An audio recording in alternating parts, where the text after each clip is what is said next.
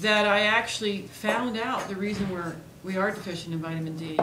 And there's a couple of reasons. And all of you are probably aware of the fact that we started using a lot of sunscreen, and that prevented the UV rays from getting into our body. And we also were taught not to go outside between 10 and 2.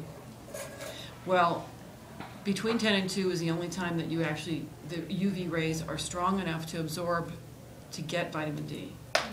So that happened a long time ago, we were told, and we did all of what I started doing my gardening in the morning and in the afternoon, and of course using sunscreen. But it even goes beyond that. Our food supply has changed because now our cattle, our chickens are housed, and they are not out in the sun getting vitamin D. So they're not producing vitamin D in the milk, and the vitamin D that they fortify milk with is vitamin D2. That's not what we want. That's what we want is vitamin D3.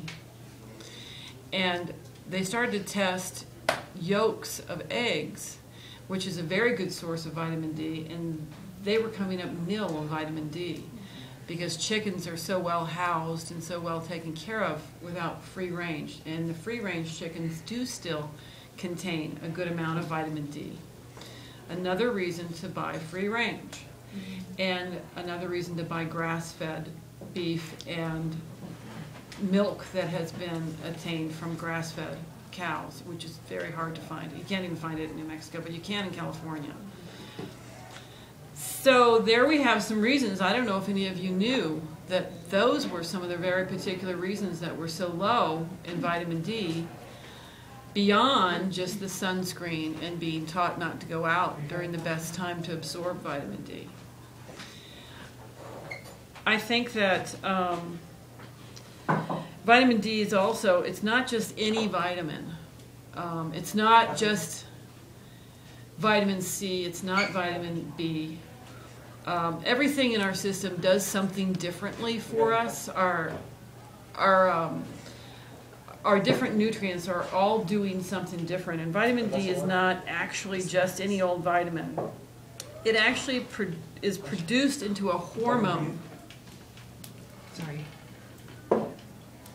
It's produced into a hormone in our body, which is one of the most important substances in our bodies that regulates everything from hormone balance to preventing cancer, to helping control blood sugar, to helping you lose fat and build muscle. I think the key word there, if you listen to it, is regulate. It's one of the hormones that regulates. Anytime you're working with one of your regulators, which we have hundreds of in our body, you really do want to look at that as not just any old thing, because regulators regulate.